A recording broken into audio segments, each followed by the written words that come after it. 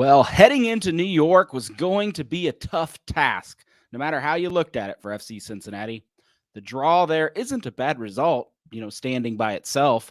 FC Cincinnati has ground to make up, however. But let's just take a moment to appreciate that we are still talking about a playoff race, and it is August. Late August. How long have you been listening to CST? If you just jumped in the fray this year, I dare you to go back, pause this episode, go back and listen to any prior late August episode since we've been in Major League Soccer. You will hear sadness and desperation mixed with talk about how to improve next season with a dash of psyching ourselves up to watch the next match. But, man, FC Cincinnati is in the race, and that's something to be proud of. Back to that making up ground. It is time for Cincinnati to jump into a fast and furious movie and haul butt down the track with referees and cop cars chasing us. See if we can be caught. I picked the Fast and Furious franchise, by the way, because that gives me room for infinite more sequel analogies going down the road. You see that? It's like prepping and foreshadowing right here. How did you not go with a Game of Thrones pun somewhere? I don't know if I can make it that many seasons, but I have the cast. You heard one of them of co-hosts to dive into our topics tonight. First, we're going to go over that Red Bull match. We also have Hell is Real, the big week in the fires of TQL Stadium. Playoff battle talk. Yep, that's back again because, hey, we're still in it. FC Cincinnati signed some new players, front office. Seemed like everybody got signed today. So let's dive right into it. Brydog, we heard from you first. How you enjoying? Did you enjoy your Monday off last week? Monday off, meaning kids and coaching. I don't know how Coach did it. I swear that as I'm coaching Brian's U8 team, there you go, again this fall. And one of the parents came up to me after the practice, and he goes, yeah, my he's like, my frustration looks to be the same as your frustration. I'm like, oh God, that vibe came off that I'm frustrated as a kid. I must be failing at life or coaching. So gotta work that out. Any tips there, Coach? Yeah, don't coach kids. It is so so hard. U8 kids. Yeah, I've done the same. It's what you need to do is you need to run a false 9 formation with them. It solves everything. There you go. Put the best kid out front and just say go everywhere. Have you been accused of not playing someone's kid yet or playing your own too much? Oh, I'm religious. I track everything in Excel spreadsheets, so I cannot be caught there. Oh, nice. Yeah. I bet someone still thinks it's unfair. I believe in the CYA method, cover your ass method, so do what we can do. If that's the case, you still get in trouble because then you're not winning enough. Oh, we didn't have that problem in the spring. We'll see what happens in the fall. All right, man. Well, it was good to hear from you. I'm glad you're back this week. Hell's real, baby. Coach is back tonight, which is a real treat. And I just ate an ice cream bar, so I would know. My goal tonight is it's not my goal, but after looking over my notes, I think I'm going to be the most hated CST co-host after this match. I have all kinds of takes about, all kinds of people that I think a lot of the fans hate. So we'll see how it goes. Man, trying to take the most hated record. Will you bring good humor tonight? That's a ice cream joke. Yes, well done. Okay, after awkward laughing, let's bring in, I think, for his first show, correct me if I'm wrong, but yep. He's no stranger. You've seen him 100 times. You just don't know you've seen him. He's on the pitch each and every game, taking photos. Jeremy Miller, is this your debut, sir? This is my debut. Man, that's crazy because you've been with us 5+ years, right? 2017. Woo! So this is crazy. This is weird for us because we know you super well. It's just kind of weird. Yeah. The fans don't hear your voice, but they see your work. I'm always running my mouth in chat. Oh yeah. Anytime you see a photo up on our website for years, we've primarily relied on your work, your photography, and I'm sure we will continue to rely on your work going forward. We appreciate you, buddy. Well, thank you. A lot less this year. I've been shooting with FC Cincinnati a lot. That's what happens to us. A lot of Joe. I know, right? We've had multiple people poach. The USL took a guy from us. FC Cincinnati's taken players from us. We've lost players to we've lost people Austin to UC. FC. Yeah, Austin. Crying out loud. It's like you come to CST and then you get sucked into, and we're just left holding the bag. Well, that's all right. We've always found. But you still have Joe, so that's right. We've always found somebody good even people better to help carry the weights. But yeah, I'm looking forward to hearing your soccer takes. You know, you're always the photo guy, but tonight you're going to be the knowledge guy, whether you like it or not. I'll bring some. Yeah. Let's dive into the best and worst. Our show's sponsored by SwearOX, and we might as well just say this segment is sponsored by SwearOX because they always come right before it. But you can now find it at stores, Kroger, Jungle Gyms, all your favorite flavors, orange, grape, the new lemon lime. It's all out there. It's all great. They've supported CST for over a year. Great partners. And back in the day when they first reached out to us, we said, hey, yeah, we'll sponsor. You know, you can be a sponsor, but we got to try this. We got to let it hit our taste buds. We can't sell bad stuff to the audience. So they were more than gracious to send it to us, and we loved it. So we're still here a year later, talking up good old SwearOX. All right, Brian, best and worst, 1-1 draw to New York Red Bulls. What you got for us? Well, that Frankie Maya didn't really see much of the field, so that was a best of the week. I don't know. There's a lot of mixed reactions across the board, and I think this might be one of those. But I like the bite that Alvis Powell continues to bring on the right side. Yeah, he's not the most efficient player, but in a game like this where it's a little physical, he was able to give a little physicality back. So something that might not have jumped out in front of you, but I do appreciate what I'm seeing out of the veteran right back. In terms of worst of the week, and I really hope I'm not taking anything from Coach here in a little bit, but there was a video at the beginning of the year that was about getting Lucho in the right spots. And I want to kind of say, not Lucho getting in the right spots, of this might be a symptom of this, but getting Junior and Obi on the ball and get them into possession in the right spots. I felt like they were under pressure a lot.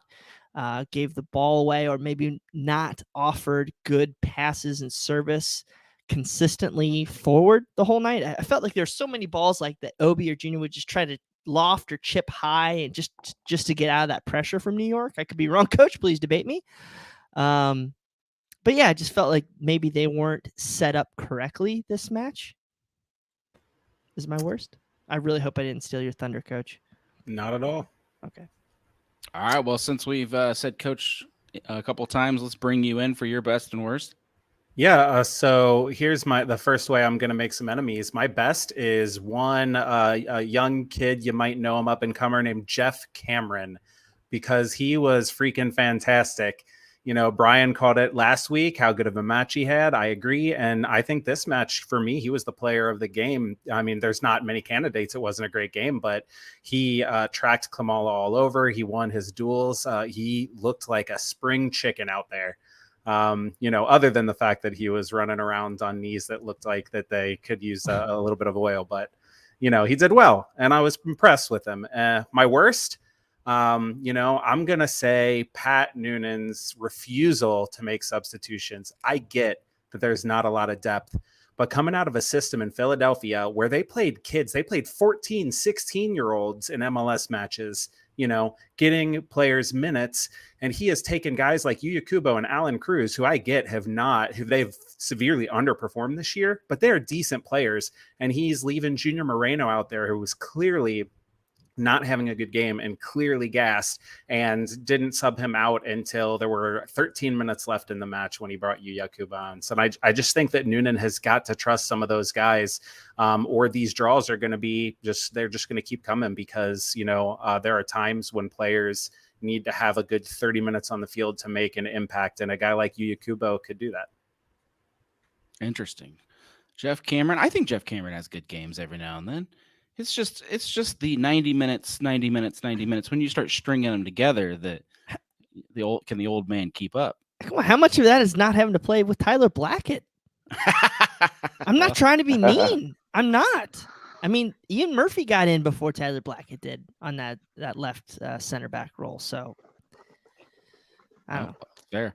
We'll jump into some of your guys. This is Justin on Facebook. We are still in the playoff hunt. Is his best. Worst depth and cohesion issues in the midfield. That's a very good take, Justin. We might steal that take and jump into that a little bit later. Eric from YouTube, Miazga gets a goal against his previous team. Worst, Obi will now miss the Columbus match. That is correct.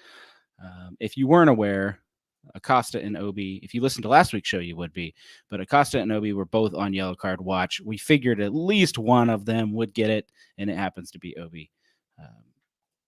Jason Yates, best. Seeing our defense seem to click fairly well. Still need the D-mids to join in parentheses, he has. Worst, seeing the offense not seem to click at the same time when the defense actually plays well. Well, offense can't steamroll the team every week, I guess. Oh, man. I think I think I missed one, didn't I? Isn't there a Jeff Tebbets one in here somewhere? Here we go. Jeff Tebbets, the playoffs are still within striking distance is the best. Worst, feels we could have sat Obi and gotten the same result, but now there's no Obi for hell is real. Hindsight's 2020, Jeffrey. Let it go. Clifford, best distant memories of the wooden spoon. Worst, our offensive missed their pancakes and Swearox. Oh, what a guy with the sponsor read in the comments. Shout out there, Clifford. And last but not least, let's get in. Now that I've taken every possible best and worst from him, Mr. Miller.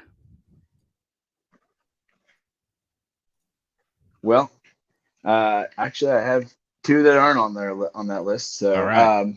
My best is Matt Miazga. Thought he played a phenomenal game. His cohesion with Jeff Cameron is already there. I think those two get along really well, and I think that's why they're being played together. So seeing Ian Murphy with a few less minutes just probably because of that. My worst is 1 point. We really needed 3 points. 1 point. These 1 point games are really starting to feel a little old. What are you talking about? At one point, Philly was ahead of us in draws. I should have looked before the show. I wonder. I went through and looked. There's a lot of teams with a lot of draws. It's not hurting us as badly as it feels, but it feels like it's hurting us. So you don't think we're the league leader? We're not. Oh darn! I wanted that record. I don't want it now, but just no. Let's take the wins record. We have the USL wins record. Let's take the MLS wins record too. For those of you Growler Cup aficionados, Columbus, I believe, is the team that leads in draws. So at least in the Eastern Conference. So all right. If you just 11, Googled that, that's impressive. 11, and then we have 10. Also, how Bush League is MLS their website? They do win-loss tie. Come on. Bush League. Let's dive into this game, why don't we? Goal of the game came from a defender? From a set piece? Is this the same FC Cincinnati I remember? I'm voice cracking. That's so surprised I am over here. Coach, I don't recognize this team, man. What's going on? Yeah, I mean, I think that when you talk about simplifying things, when you have a team that's not clicking on all cylinders, and FC Cincinnati has of late, but not in this match, you want to see things like goals from set pieces. And with Jeff Cameron and Nick Hagland and Matt Miazga and Brandon Vasquez out there is zero reason that FC Cincinnati should not be getting opportunities from set pieces other than the set piece service has been hot garbage, except when Alvaro Barreal gets a chance to take them, which for whatever reason is rare. And he dropped a dime, Miazga, with the great header. I thought it was really great stuff. I 100% agree with you, Coach. Lucho needs to stop taking these free kicks. Really? Yes. I 100% agree with Coach. Yeah, what I was saying, on the corner? Lucho floats the ball in. He's accurate with it, but it doesn't have any pace. He's much better on, the reason why, like floating a ball over the top for somebody to run onto. From a set piece, you need some pace on the ball so that the person attacking the ball in the air doesn't have to generate the power. Just direct it. So I think Alvaro Barreal is a guy who needs to be taking the corners when he's out there from either side. Big deal. You have an out swinger from one side and an in swinger from the other. That's not that big of a deal. You can train for that.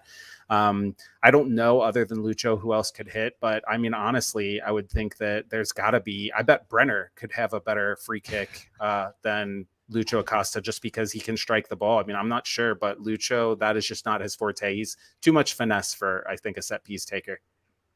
So which one of you is going out there to tell the captain he can't take his free kicks?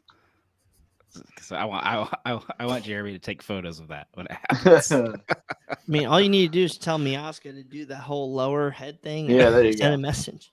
Hey, he seems pretty confident in telling Cameron where to be, so he might feel confident. I could if Miazga was here at the beginning of the season, my money is that he would be the captain right now.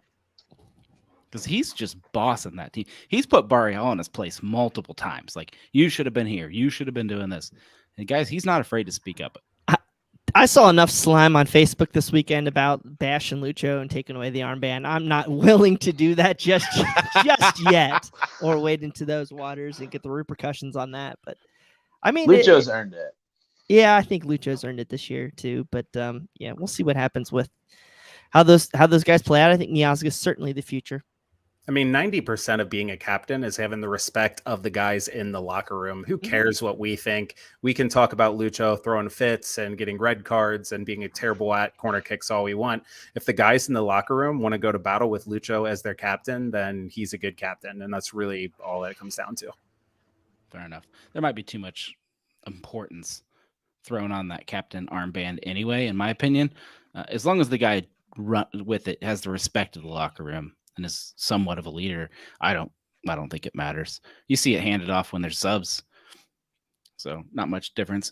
And the guy wearing the armband may not be the guy that's orchestrating everything on the field, in which case we see Miazga might be running that back line, in my opinion.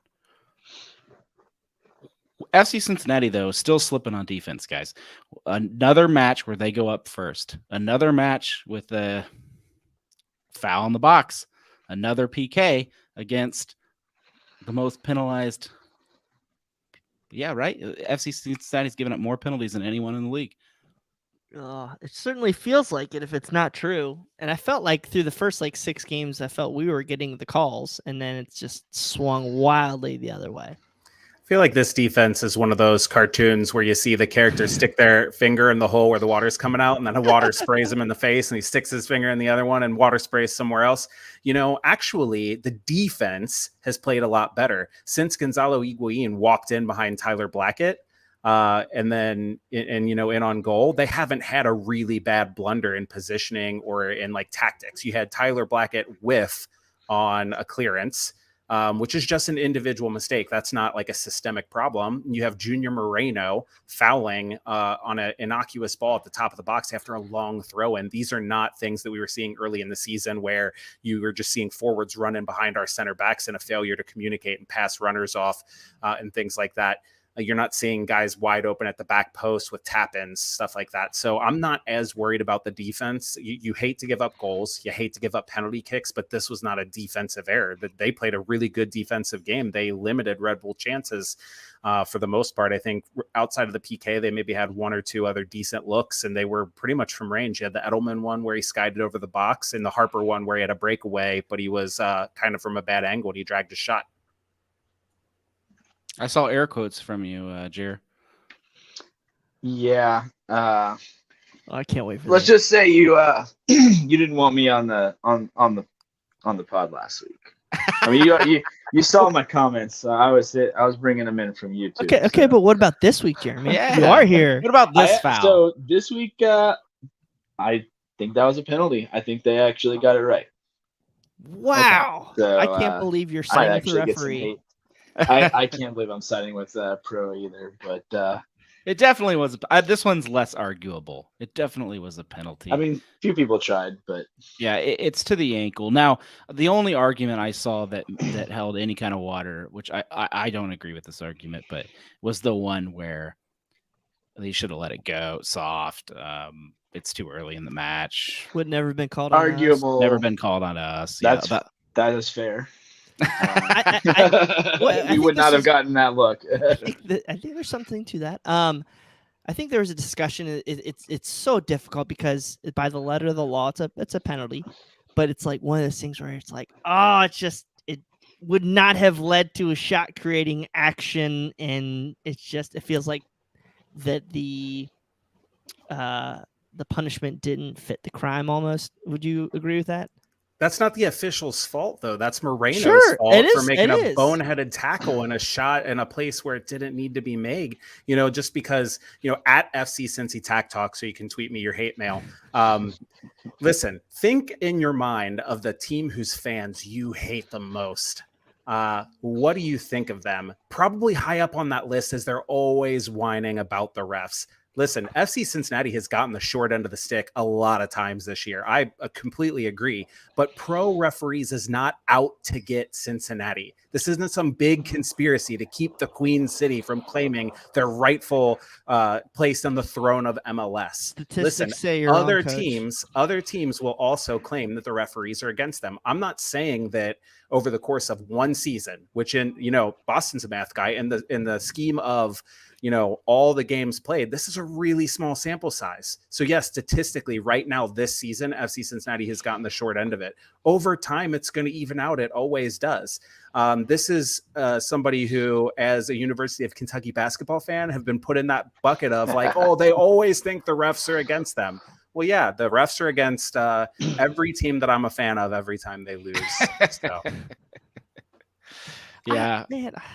I don't know, Coach. I wish it would happen a little sooner. I get there's issues that lead to being put in those positions for those fouls to be called. I think that this has been a topic for like 8 weeks in a row. Thank you, pro referees, for filling 15 minutes of our show every week for a third of the season.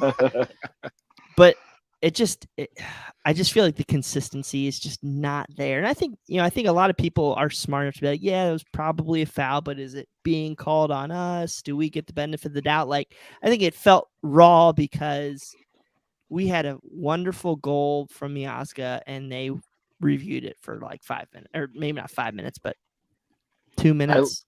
I literally went and boiled more pasta for my Skyline during that. Rupesh on Facebook says, does anyone know the reason the referees looked at Miazga's goal so long?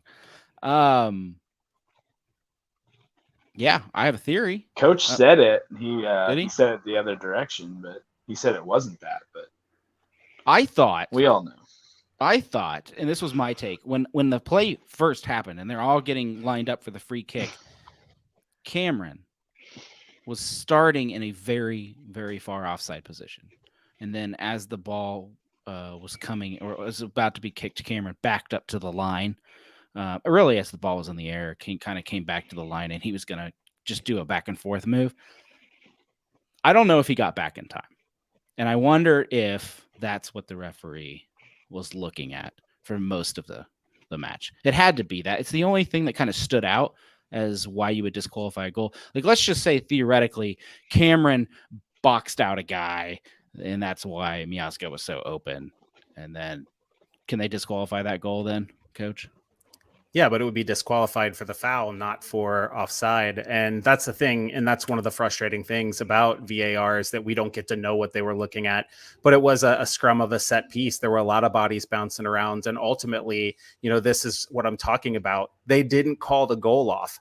So we as fans are looking for any reason to complain about this 1-1 draw so much that we're saying that goal that they let us have, they looked at it too long. And listen, I've watched a few other MLS matches. I think NYCFC just got screwed the other day. I think there was a penalty kick that should have been called against Philadelphia on Saturday or maybe Sunday that wasn't. And again, it's because it's consolidated against SCC and it's happened a lot. I agree that the refs have been crap against FC Cincinnati. I'm not saying that they're good. I'm not taking their side. What I'm saying is that they are not against FC Cincinnati systemically. They are systemically bad as referees against everyone. And I do believe that, when it starts to consolidate around one team and they start to get a lot of flack, that as humans, their confirmation bias wants them to say, no, this team actually is just worse. They actually do give away more penalties. And then the confirmation bias kind of leads that to happen more. And that's not good. That doesn't make it okay. But I just think that this isn't a problem where I think that by this time next year, I pray and hope that we're looking back and being like, see, it all evened out. This is a podcast. Confirmation bias is the law. So true story. Follow-up question: what do you guys think? I think we brought this up a little bit last week, but what do you think if the ref VAR discussions were broadcast so you can hear what the reasoning is? They have that in rugby. We've seen it a few other places. It would improve the broadcast so much. I wouldn't be able to take my eyes off of any soccer game for that matter. Well, I think there's the good and the bad. If the reasoning makes sense to you, as if you're a fan, if your team benefits from the call, you're gonna freaking love it. If they talk it out and they seem slightly unsure in their reasoning, and you get the wrong end of the stick, man, you're gonna just take to social media and blast that referee to shreds. Still, I think anything that makes it more transparent, not just VAR, but officiating in general. I think the reason why pro referees have this stigma that they aren't any good isn't because as people, they just can't see as well as English referees. What I think happens is there's not the accountability. In the EPL, if you make a horrendous call and it goes wrong, you get demoted and you don't do another EPL game for a few weeks. In MLS, whether it's because they're short on referees or just because it's not set up within the system, you make some bad calls and they're like, oh, go get them again next time. You'll be all right. I'm pretty sure they say that they will demote, but if it's really egregious, really egregious, they'll put you down in the USL. But it takes a lot more than it takes over in EPL for sure. I see what coach is saying. I mean, they kind of told us what they said a couple weeks ago. Maybe he was onside. Maybe. Yeah. That's what gets me. Maybe. Most likely. The comments like they're mic'd up. They're not saying he was probably. I guarantee they're gonna say anything that doesn't get them in trouble. We don't have the panache of the New Zealanders or Australians who give no Fs. Just ain't gonna happen. Were you guys holding on to the edge of your seats every time Obi and Acosta went in, or every time Acosta argued with the referee, or Obi went in for a tackle? Definitely Obi. Because we lost him, and if you remember, last time we played Hell is Real, we did not have Acosta, and we did not play very well. So this round, we're flip-flopping. Did we have Obi that game either? Yeah, Obi was there, and he did not have a good game. He was, Lucas Zelarayan had a field day getting Obi to bite because Obi loves to fly in there for tackles, and Obi missed so many tackles that game. I'm not saying it's good that he's not there, not at all, but I do think that it's interesting. If you had to make me pick, do I want Lucho or do I want Obi? I would pick Lucho for this match. For sure. I would too, but mainly because he wasn't in the last one, and I already know how that plays out.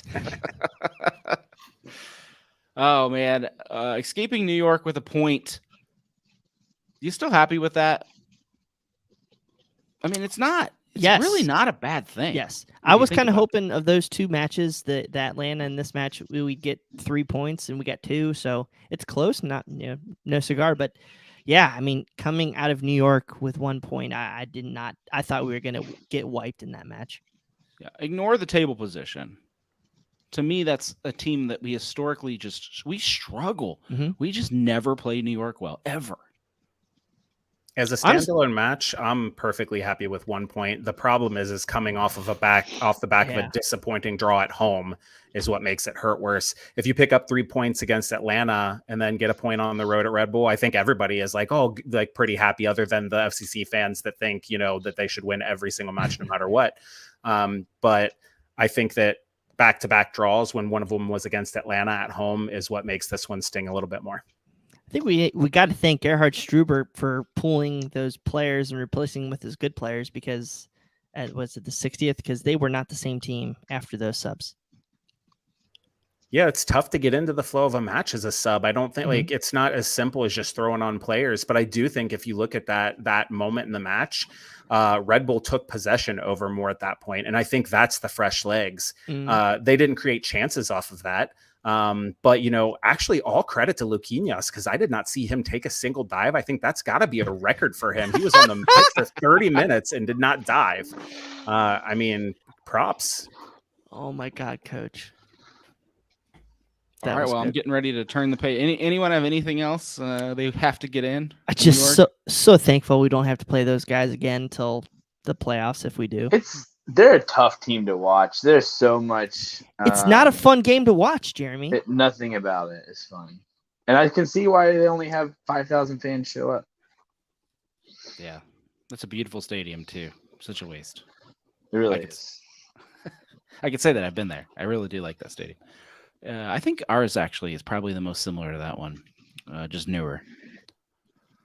Well, you can get in touch with us at Cincinnati Soccer Talk or email us at feedback@cincinnati-soccertalk.com. We love hearing from you all. If you can't tune into the show live and you're listening to the podcast and you're screaming at your car radio because we said something that is totally wrong, email us. Tell us how wrong or right or what you like so we know to repeat those segments on the show. We are sponsored by you guys. The fans keep this thing running. We have bills and they keep adding up, and we appreciate all of you that support us.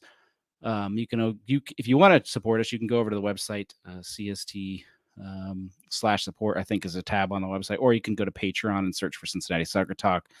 We appreciate everyone who has supported us. We want to give a quick shout out to Reilly, John Davidson, Mike Hudson, Robert Stevens, Laurel Failer, Matthew Adamchek, Riley Stephen Burke, James Denbrough, Tom Newhouse, Brian and Brad Weigel, Brian Gills, Dan Alberts, Will Kychek, Ian Rexroad, Augustus Caceres, Bill Antonitis, Carl Fight, Jeremy Schran, Kyle Pohl, Christina Sharma, Rupesh, Tom Beaversdorf, Jason, who is super average, John Haskell, Ryan Ernst, Mary Lou, West Anastasi, Rob Pierce, Clifford Adams, Thomas Thefts, Pierce Johnson, Mike Prentice, Mr. and Mrs. Wiederhold, Rob Gassell, Kevin Day, Jamie Smed, Alex Carnegus, Mike Bowman, Patrick Lahani, Dave Tingler, Brett Sova, Chris Hubbard, Kevin Cooney, Joe Max, Jack Emery, Sarah Gorman, David Moore, Bob Ryan, Ryan Durkin, Bart Labita, Mark Neuenschwerner, Robert Tribble, Joe Lohr, Bill Leopold, Maureen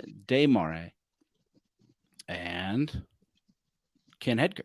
I always forget to read his name, so tonight I'm throwing him in there. We appreciate your support of Cincinnati Soccer Talk. Actually, there is one more that we added last week. I need to get that in this list. But let's jump into new signings. Some guy named Brandon Vasquez I saw got signed today, guys. You ever heard of him? Think it'll be good? Coach, you usually analyze players.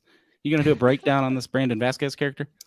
Yeah, I think my early impressions off of the small sample size since he signed is he hasn't scored yet. So let's see if he can come good.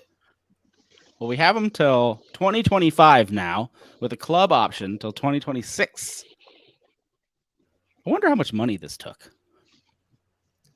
There's no way he's a interesting thing. Yeah, that's the interesting thing. We just don't know the roster implications, but what we do know is you get Brandon Vasquez either through his prime age 27, which is like the prime of his career, or most probably what this sets you up to do is you have a long enough term contract to now where you can go and shop him around and he can try to find a fit that's good for him. And it's not like a panic sell where he's in the last year of his contract and you're just trying to offload him so you don't have to just let him walk on a free.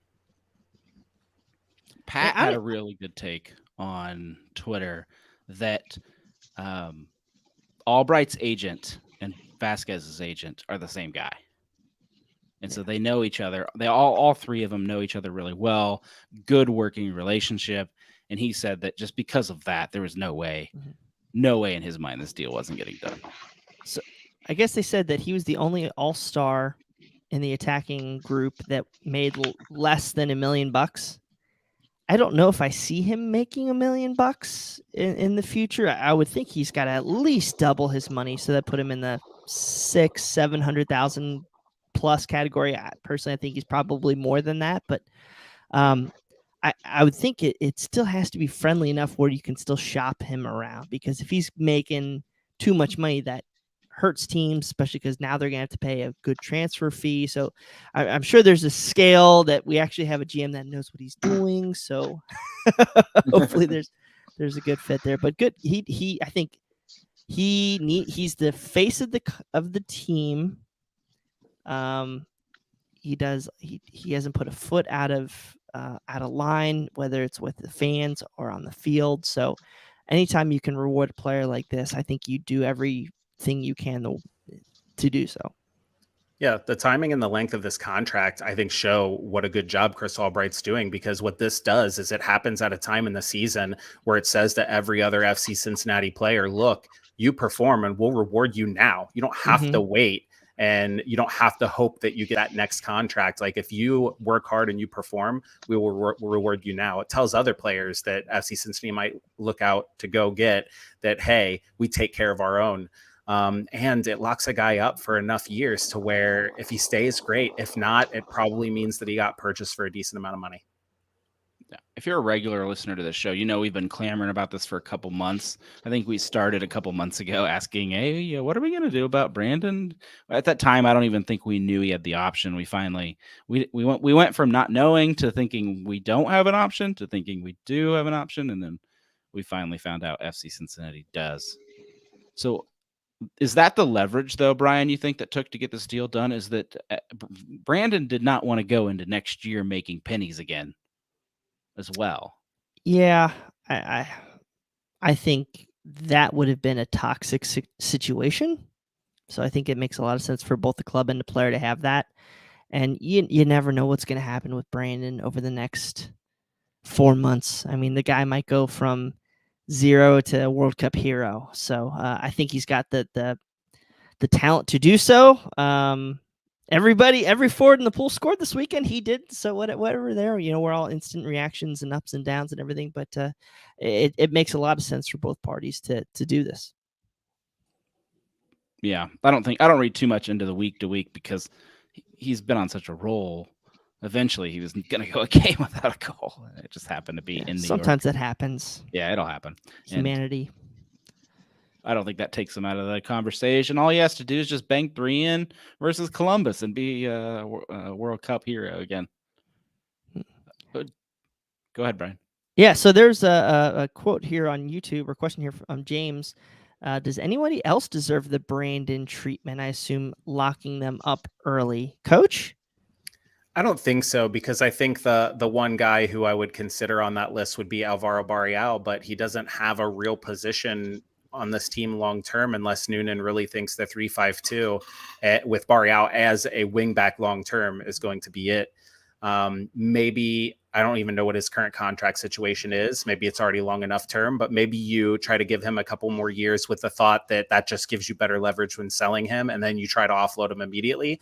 But he's the only player that stands out in my mind that probably is, deserves an upgrade. So I don't agree. Justin Blair said Moderita. He's making a ton of money already. I don't think that he needs to be increased that much. I do think we are missing one key player, though. Nick Hagglund. Nick Hagglund. Let's go, Jeremy. One of my favorites. Is that just the community aspect, though?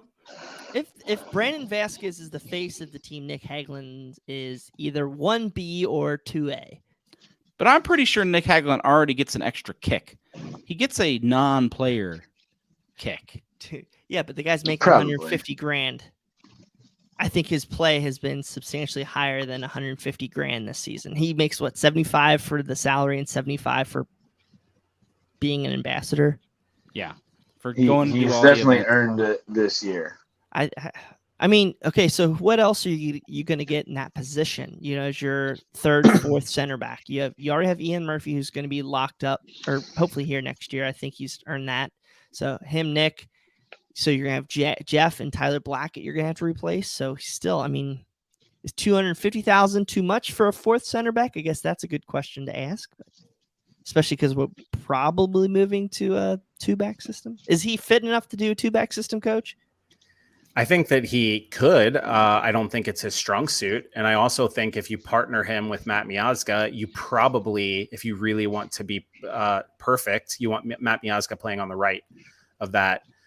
So that puts Nick Hagland as coming off the bench or sticking at right center back in that 3 center back system. I think the other thing you have to think about with Nick Hagland, and I'm not saying that this is great from a player perspective, but when you just look at the reality of the situation, he was making more money. He took a pay cut to stay here. He probably had other options. He has a young family. He's a Cincinnati kid. He's got family in the area. My guess is you want to treat him right and you want to do right by him, but I don't think it would take a lot. And I don't think that you're going to have to give him a big raise just to keep him around. Nah, bump him from 80 to 100,000. He wants to stay here anyway, so you don't have to break the bank. Hey, we're going to have a lot more space next year. Jim Lyle says Hagland is the Fiona of MLS, a PR move only. Spicy. I was gonna move on, but I saw that. I said, "Woo!" He also does some pretty cute Instagram movies, just like Fiona. So he's adorable with that hair. Fiona's no longer big news. She's got a younger brother, right? Yeah, that's all the T-shirts are gonna be the new hippo. Fiona's old news. Let's see. Who else did we sign? We signed a goalkeeper. Does that mean one of our? It's got to be Sunderland's had concussion problems, and Kenneth Vermeer's been iffy, and there's no way they're putting him in a match, even if he was healthy. But I don't think he's that healthy. I'm not sure who's getting moved to the injured list to make room. Do you think? Well, I think we had space. I think we had 2 or 3 spots left still. So okay, so we don't have to move him. Vermeer was officially shelved for that rest of the season. He had season-ending injury. I don't know what the roster move associated with that is, but they reported a season-ending injury, and it's really unfortunate for Beckham Sunderland because reports were he showed a lot of promise, but he has just dealt with concussion issues for so long. And it's not really clear whether it's one lingering concussion or multiple concussions, but either way, it's not good, especially if your job is standing in net and letting people blast round objects at your head. Yeah, I think FC Cincinnati could do a lot worse in the third center back category. Evan Loro's been around. He's played for years for the Red Bull system, but he mostly was the starter for the Red Bulls too. I think he actually might have played against us in the USL for quite a bit. Played for the Tampa Bay Rowdies. I think he was maybe the goalkeeper of the year in the USL, and then he had an injury. So I'm glad that he can be here, finish the year with FC Cincinnati, maybe play himself into a contract. But the guy's played very well everywhere he's been. It just hasn't been at the Major League Soccer level. It doesn't mean he's a bad keeper.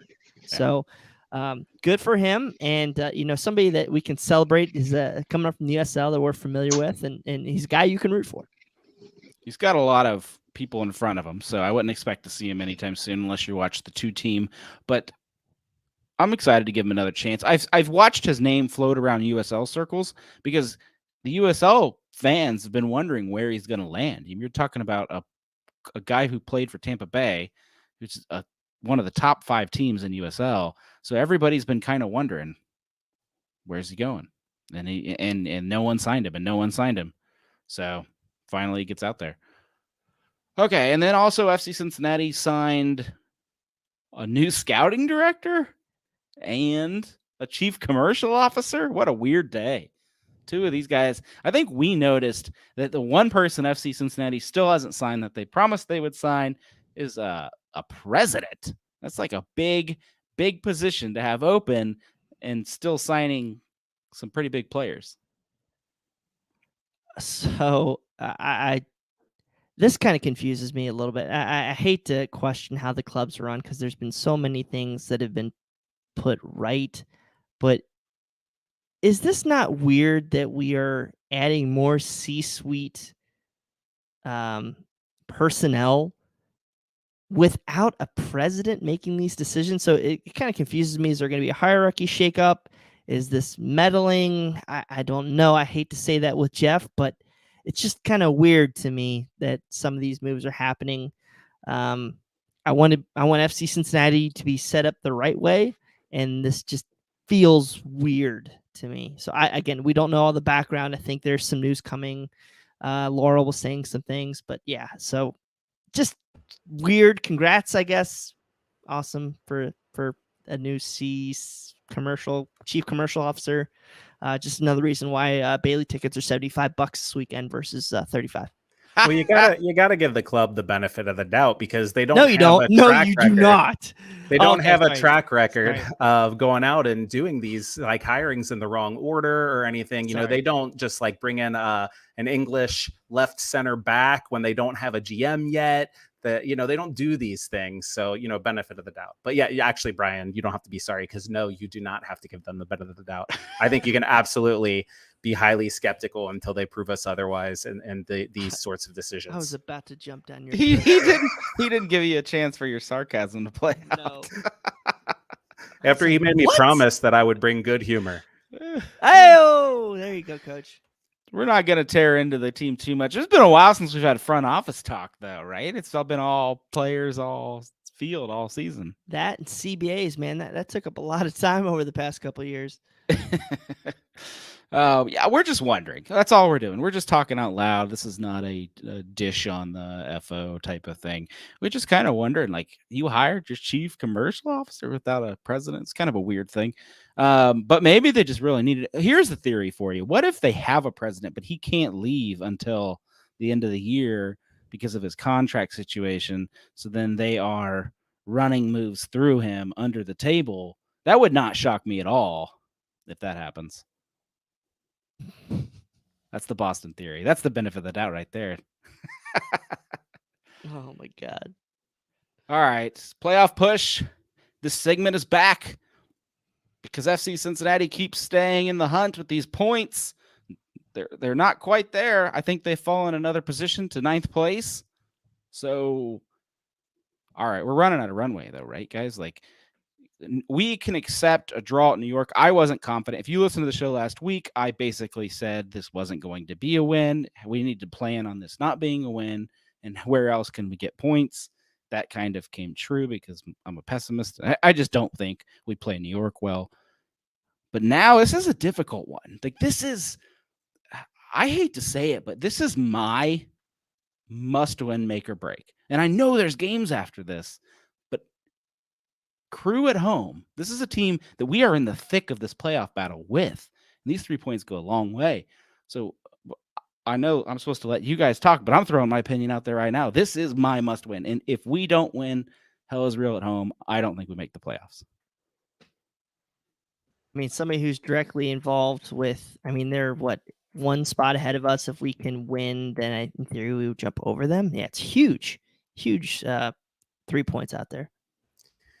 We're at the stage of the season with the number of points that we need where every match is not a must win because the only true must win is when you lose, you get knocked out officially of contention. But there's not a lot of room there's not a lot of wiggle room at this point.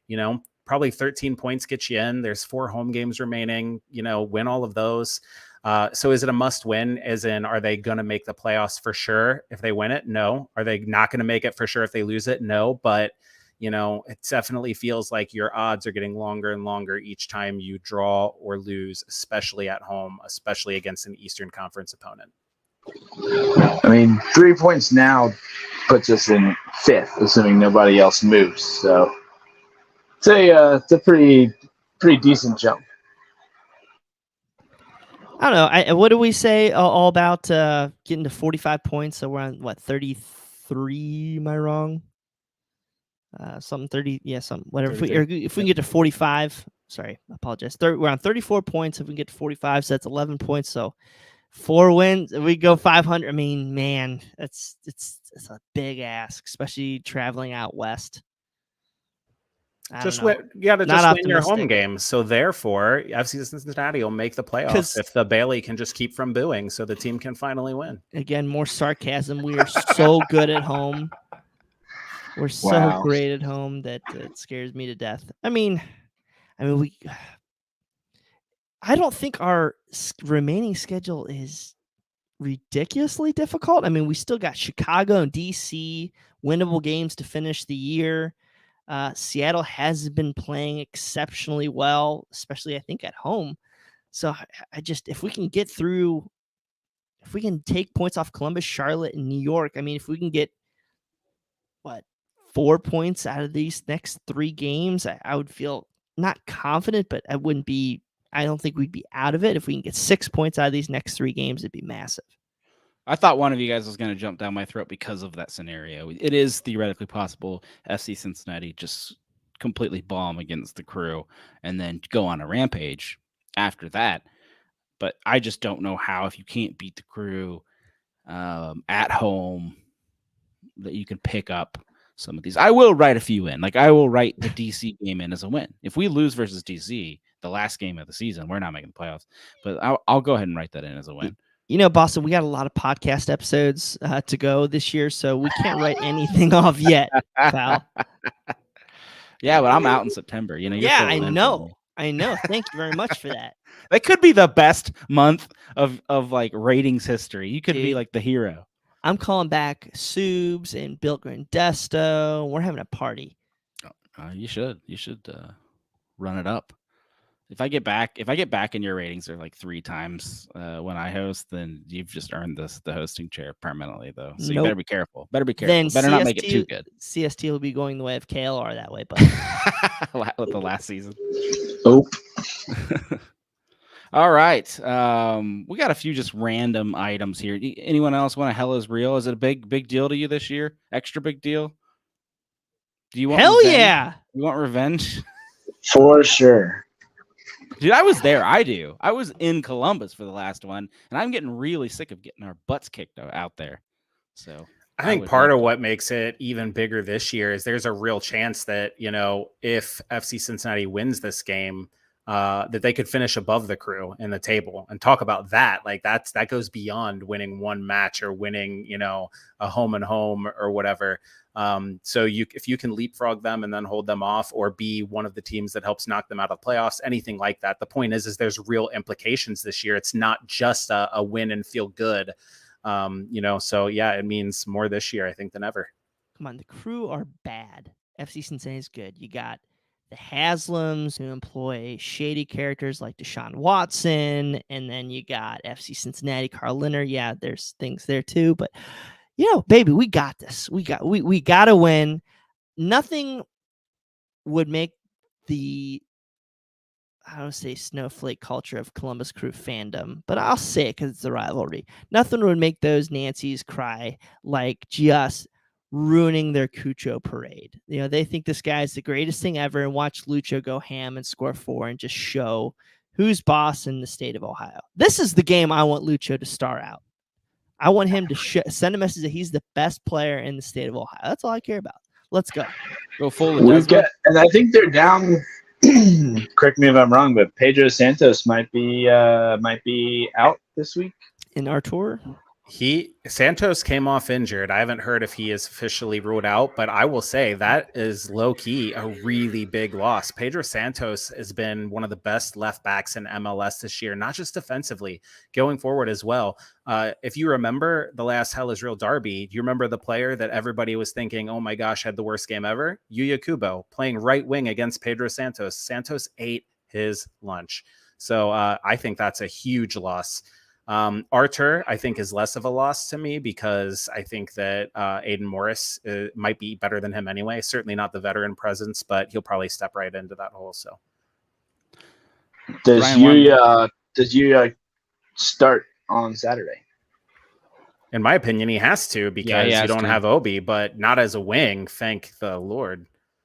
Yeah, I think he'd be playing a centered, a defensive mid. I mean, we've seen the Alan Cruz experiment.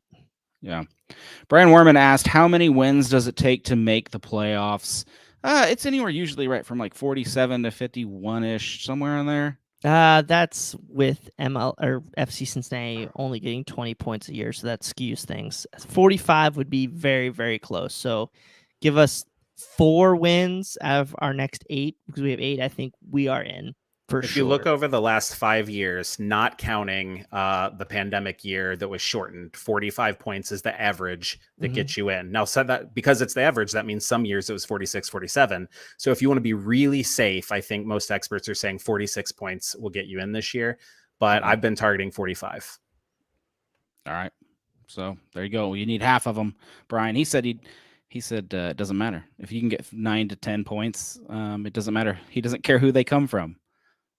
Win or tie. That's fair enough. I care, but I really need Columbus so I can get all my confidence back, Brian. Ticket prices, you brought it up.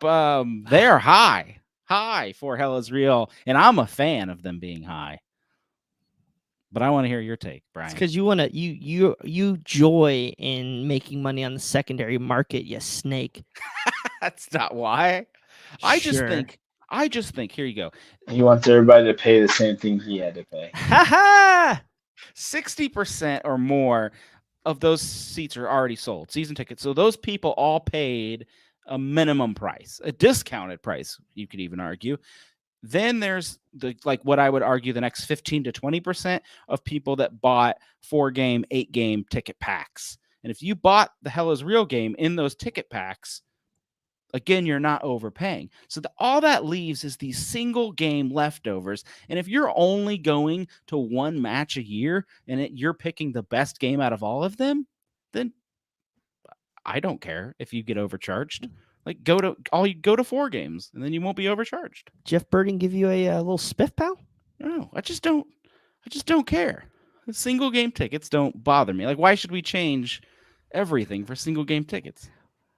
I guess there is. If it's sold out, then it's fine. It's appropriate. It will be sold out. If it's not sold out, then it's not. So I get what people are upset. It becomes inaccessible for a casual fan. But it's Hell is Real Derby. Do we want casual fans there anyway? I mean, I welcome them. I'm not saying they shouldn't come, but I think if the market sets it this high and it's that in demand, that is only a good thing for FC Cincinnati and the soccer culture in Cincinnati. Hell is Real sold out up there. It needs to sell out here. They will. I have no doubt about it. I agree. That shouldn't be too much of a concern. We'll fill it up. You want the right people in the right seats, and Columbus fans, if it's $30, might take a flyer and come down. My worry is that people are going to wait till the last minute. I want the Bailey to be rocking, and I think it will be, but I was sitting there going to buy 4 tickets for me and my neighbors to go in the Bailey. And I'm not hurting for money, but I did not want to spend the money it would take to get 4 Bailey. It's like $75 a piece. I'm like, just going to go sit in my normal season tickets. So that's fine. I think they're over the point that makes sense. Rupesh calling me out, typical American, not caring about anyone else. That's a good dig. I like that. No, I just don't think that if you are only going to go to one match a year and you're going to pick the match of the year and expect to just walk in at discount or regular price deals. Yeah, but this isn't it's double. It's $150 for an upper level seat right now. What if there's only like 100 tickets left? Why would you not double them? Because it's not. just stop. I'm a fan. I think it's beautiful. You're an accountant who likes to count greenbacks. I like it. I think the club should. Hey, how do you think Brandon Vasquez got signed? How do you think we went out and got this star third string goalkeeper? Next thing we're going to hear is that Boston traded in credit card points for 12 Bailey tickets and then sold them at an upscale price and is going on 2 more cruises. I was going to say, I did figure out how to buy FCC tickets with credit card points. It can be done. Aunt Meg is somehow giving Boston my Vegas credits for a free cruise. That's how I'm taking all this filth coming out of his yapper. Dude, there's some people that know the inside jokes are just laughing right now, and there's some people like, huh? Anyway, I think the moral of the story is let the free market reign. Everybody shakes their head and disagrees with me, but yeah. The Bailey ticket is not an AMC stock. Total. All right, team of the week, Matt Miazga, defender, second game. Really? He's already on the team of the week. Brian, that's news to Brian. He didn't know. He woke up. I've been working my tail off and then coaching a bunch of screaming kids tonight. So that's awesome. Anytime a defender scores, they have a pretty good chance of making the MLS team of the week. That and when you put the soccer ball under your shirt to tell everybody that your wife's pregnant, that's cool too. What's not to love? There you go, Jeremy. Kevin Michael, just going back, because he's proven my point, said he got his tickets before the prices flew up. So really, that's just fuel on the fire. It's only the procrastinators that are paying. You should have bought your tickets like 2 weeks ago, it sounds like, and you'd have been fine. So now it's just, it does sound to me like tickets are moving quickly enough for them to raise the prices. Oh man, you're coming around. I love you. You're going to be back on the podcast soon. It's a good way to earn favor right there. You have take a slow week. I'll talk about cameras. What's the segment you have on the rundown about youth soccer refs? All right, I rant all the time. Oh no. But we had on my I have a lot of kids. We're up to 6 for those who don't know. Yeah, he's got a mini army over at his house. I've got we got half a soccer team here. So on my second oldest, he plays TFA, and we've had this poor kid who's had 3 injuries.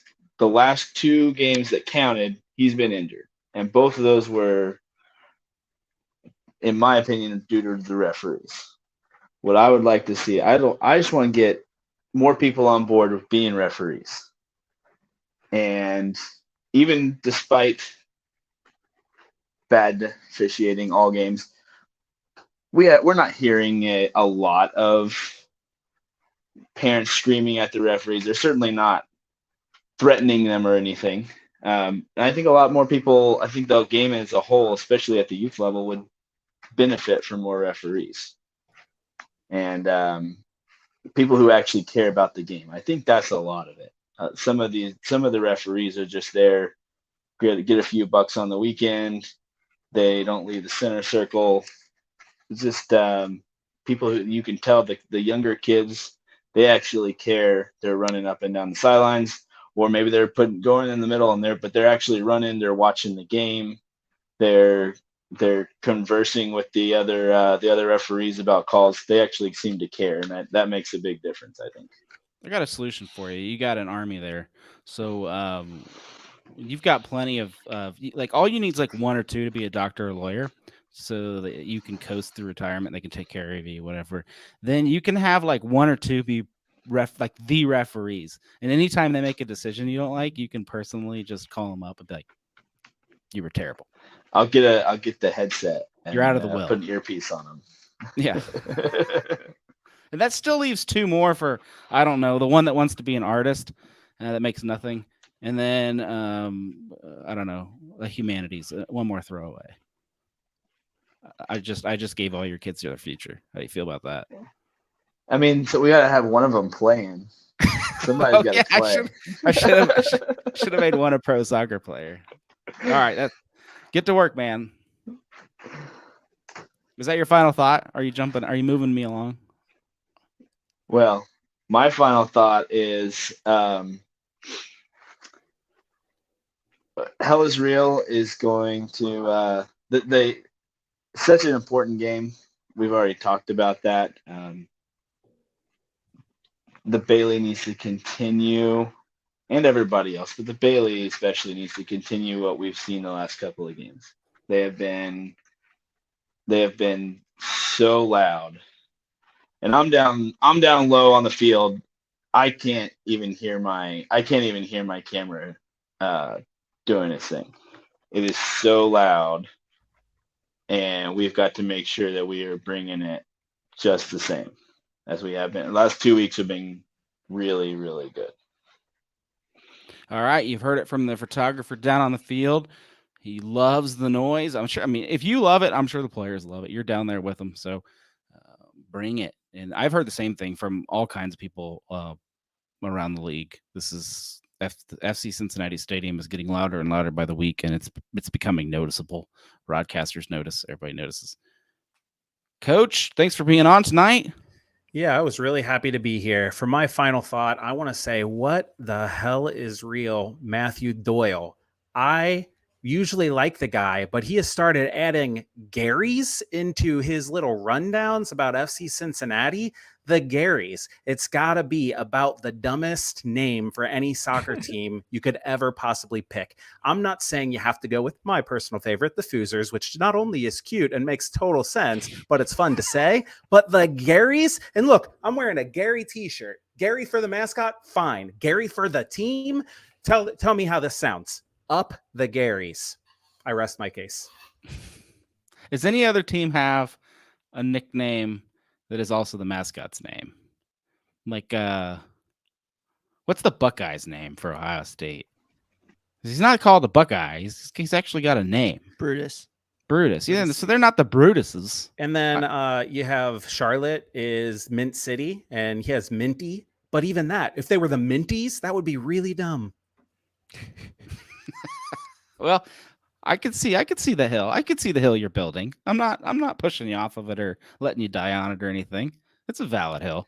All right, Brian. I've hated the Gary connotation ever since it was named. So, amen, Coach. I'm with Coach though. I don't hate it for the mascot. No, I hate it all. Are you piling on? Is that it? Is that how you're ending it? I hate it all. Oh, no, I'm excited. I'm going to take Brian Jr.'s first soccer game Saturday for the season. So excited for that. And then going to tie that in with taking him down to Hell is Real and seeing the atmosphere that is going to be. So I don't know if that's a good or bad parenting decision. We'll be across from the Bailey for that game. But yeah, I'm real excited. It's terrible because one of his first pictures, he had a Columbus Crew t-shirt draped over him. So it just shows a lot how far we've come as a family since that moment. So very excited to see an orange and blue 3 points. Glad you could afford those tickets, man. We'll look forward to seeing you. Hey, I up my share for season tickets next year, pal. So shush. All right. Yeah, your kids are getting older. I would too. Well, we appreciate you listening in. My final thoughts are enjoy this last run, these last couple months. I think it's been a great season, and it's hopefully going to continue being a great season. And we could be having shows in October, theoretically, about this club. And I don't want to take a break, so don't let me take a break, FC Cincinnati. Let's keep going and get the train a-rolling. Thanks for tuning in this week. Thanks for supporting Cincinnati Soccer Talk. We will see you again next Monday night at 9 p.m. or on the podcast.